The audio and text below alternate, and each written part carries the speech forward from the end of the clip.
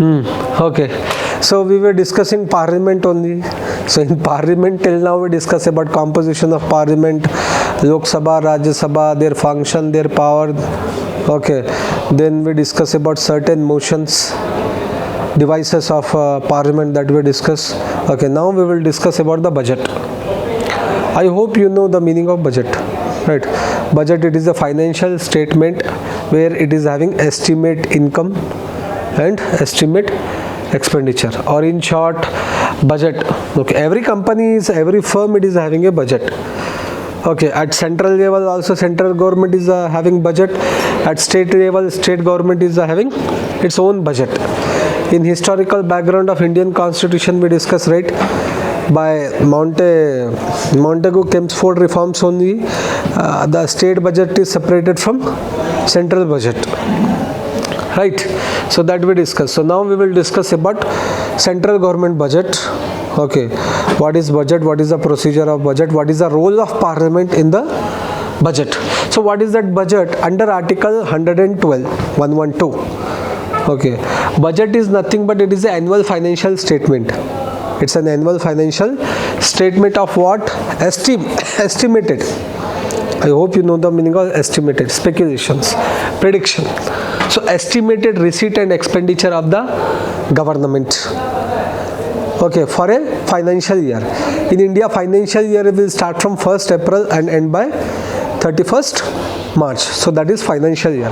So in a one financial year, what are the estimate of the income of the government of India as well as the expenditure of the government of India, that is mentioned in the budget. What is the importance of budget? Is that only a financial statement? No.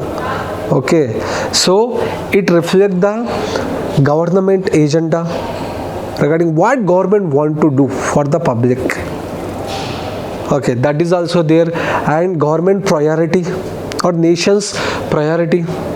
And what about the intention of the government towards the development of the country or economy, like that. For take an example, if the government increase the share, okay, budget allocation from 2% to 5% in education sector, what does it signifies? That means government want to invest more in education so that country can develop. AI, recent budget we discussed, right? AI allocation has been increased. So present government is showing more interest in for the development of AI in an economy. Okay, so that is the significance of budget. It is not only just a financial statement. Okay, under article 112, what is that? It is the president who? It is the president who laid down the budget before the parliament. Who will lay down the budget before the parliament? It is the president. Okay, and please remember, in an Indian constitution there is no word called budget. It is not at all mentioned. And what it is mentioned? Annual financial statement. Under article 112, budget is mentioned as an annual financial statement which will be laid down by the president before the parliament. Okay, then who will present the budget? Who will present the budget? Obviously, finance minister. Union's finance minister will present the budget. You have seen, na? Nirmala Sitharaman Raju, that one. Okay, then once the budget is presented, first budget will be laid down before the parliament by president. Then that budget will be presented by the finance minister in the Lok Sabha as well as in Rajya Sabha. Okay, this minister only prepare the budget. Finance ministry only prepare the budget and present the budget. So once the budget is presented, after that what will happen? General discussion will be there. General discussion on the on budget will be take place in both the houses of the parliament. Okay, so in this general discussion, what they do? Generally they debate on overall budgetary policies, priority or allocations. Okay, in this general discussion, what member will do? Member will ask the question, raise the matter. Why only 2% on education? Why 5% on education? It should be more than that. It should be a 10%, like that. Debate will be there. Okay, so in this general discussion, voting won't be there. You are understanding? It is just a general discussion on the budget, which is having the policies of the government towards the respective sector of an economy of a nation and respective field also. Okay, so once the budget is prepared by the finance ministry, then the budget will be laid down by the president, then the budget will be presented by the finance minister. Once the budget is presented, after that general discussion on the budget. Okay, once the general discussion is completed on the budget, then that budget will be scrutinized by the departmental committees. This is very, very important. Okay, so here we have departmentally related standing committees, DRSC. For example, finance department, railway department, right? Finance, railway, those are subject. Okay, so for railway, we have railway departmentally related standing committee, or standing committee on railway, standing committee on health, standing committee on defense. So like that, dedicated departmental committees are there for the dedicated department. So the budget will be sent to that particular minister, to that particular departmental committees. You are understanding? What this committee will do? This committee will examine the budget thoroughly. These committees will examine the budget thoroughly. This committee also examine the demand for grant of various ministers. For example, what are demands for grants? Are nothing but the ministers who are in that budget, expenditure is there, right? Sports minister will tell that I require 10,000 crore for this year, financial year. That is a demand for grant. Okay, finance minister will tell I required so and so amount in my department. Defense minister will tell I required so and so amount in my department in this financial year. Right, so that demand is there. Na? In short, demand for money, for expenditure. That demand is nothing but it is a demand for grant. The demand for grant also will be examined by whom? This departmental committees. Okay, how many committees are there? 24 departmental committees are there, standing. Departmentally related standing committees. How many are there? 24 are there. Okay, and next, each committee consists of 31 members. Each committee consists of 31 members, 21 from Lok Sabha and 10 from Rajya Sabha. Okay, minister is not eligible to become the member of this committee. Please remember.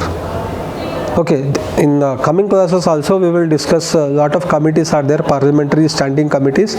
In those committees also minister is not eligible to become a member of that particular committee. So here also the standing committees, 24 standing committees are there. Each committee consists how many members? 31 members, 21 from Lok Sabha, 10 from Rajya Sabha, and minister is not eligible to become the member of this committee. Understood? Budget presented, then discussion, then budget is given to the departmental committees for scrutiny. Then once that demand for grant scrutinized by the departmental committees and budget is scrutinized by the departmental committees, right, then voting will be there. Voting for what? Voting for demands for grant. Minister asks money, right? So simply parliament won't give money. Right, demand should be created. Demand for grant should be created. On that demand for grant, voting should be there. Voting should be there. So here if you observe, demand for grant, okay, it is a voting procedure, and they do in the ministry wise, plus this is available only in Lok Sabha. Demand for grant voting is there, right? Okay, it is only in Lok Sabha. Rajya Sabha does not have a right to vote in the demands for grant. You are getting the point? Okay, so in this stage also they can discuss and seek explanation of specific demand. Okay, the house can discuss about the specific demand and seek explanation. Means why you require that much of my amount, what is the purpose of those things, you can ask, the house can ask to the minister, right? So demand for grant. Now the house can also pass the cut motion. So what is that cut motion? Now take an example. Sports minister demanded for 10,000 crore rupees. Now voting will be there, right? After the scrutinized by the department committees, voting will be there. Okay, so the House will tell that why 10,000 crore? We will cut some amount. They can cut it through cut motions are there. So we will discuss those cut motion also. Generally there are three types of cut motion in Indian Parliament. Policy cut motion. That means whatever the policy the minister has introduced in that particular budget and whatever the demand for grant minister is asking for that budget, okay, if the policy cut motion pass, then the whole policy will be disapproved and the demand for grant will be reduced to only 1 rupee. If sports minister asks 10,000 crore rupees, policy cut motion introduced, then the 10,000 crore rupees will reduce to 1 rupee only. Okay, you are understanding? Because whole policy has been disapproved. Got it? Then next we have economic cut motion. Okay, so here in a proposed expenditure, rather than disapprove the whole expenditure or a whole policy, it will reduce the amount of a particular demand. Either lump sum also, or it can be half, or it can be any other amount which House will decide. Here whole policy will be disapproved and amount will reduce to 1 rupee. In this one, policy won't be disapproved. Okay, but due to the economic constraints, either some amount will be this one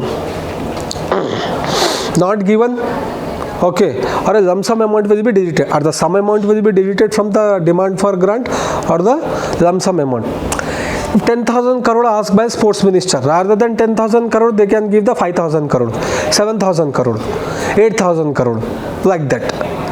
Okay, so that is economic cut motion. Token cut motion. Generally, this is like a tool for the opposition party. Okay, whenever that opposition party is there, right, it is not happy with the particular policy and they have a grievance, a specific grievance, okay, of a particular policy, then this motion can be introduced and this motion can be passed. If that motion can be passed, then the amount of demand for grant, whatever the amount is there, that will be reduced by 100 rupees. Simple. If sports minister asks 10,000 rupees, if this token cut motion introduced, right, so 100 rupees will be deducted from the 10,000 crore rupees. Because they are showing that grievance. They are not happy with this policy, but they can't disapprove also. You are understanding?